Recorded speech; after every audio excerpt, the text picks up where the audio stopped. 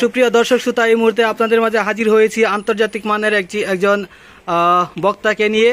তো এই মুহূর্তে আমার সামনে দেখতে পাচ্ছেন, বক্তার নাম হচ্ছে মুফাজ্জল হোসেন তানিম রায়পুরি সাহেব। তো আমরা ওনার কাছ থেকে এই মুহূর্তে একটি বক্তব্য শুনবো। তো আপনারা ভিডিওটি মনোযোগ সহকারে তার বক্তব্যটি শুনেন। তো শুরু করেন বক্তা সাহেব। আমি কি গরম বক্তব্য করবো নাকি নরম বক্তব্য করব? গরম নরম দুটাই একসাথে। লং নাকি শর্ট? শর্টে সবাই পছন্দ করে। শর্টে সবাই পছন্দ করে। আচ্ছা। আল্লাহ তাআলা বলেন, বিসমিল্লাহির রহমানির রহিম, ইন্নাস সালাতা তানহা আনিল ফাহশাই ওয়াল মুনকার। আল্লাহ তাআলা বলেন, নামাজ সমস্ত ফাহিশা কাজ থেকে বিরত রাখে।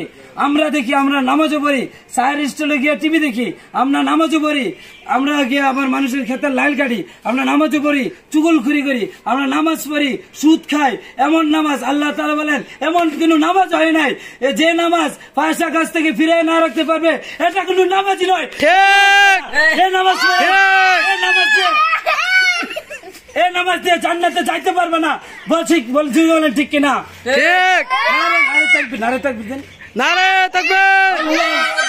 নারে তাকবীর। আস্তে আস্তে আস্তে।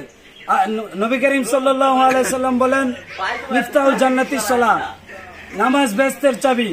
তুমি বেহেশত যতই কামাই করো, নামাজ ছাড়া চাবি না লয়ে গেলে, তুমি একটা ঘর বানাইছো, তুমি যদি ঘর তালা লাগানো থাকে, চাবি না লয়ে গিয়ে তুমি তালা খুলতে পারবা না। নামাজ হচ্ছে বেহেশতের চাবি। নামাজ যদি না পড়ো, বেহেশতের সামনে গিয়ে ঘুরে তারবা, তুমি বেহেশত জীবনও পাইতা না। এই বলে আমি আমার বক্তব্য এখানে শেষ করলাম। ওয়া আখির দাওয়ানা আনিল হামদুলিল্লাহি রাব্বিল আলামিন।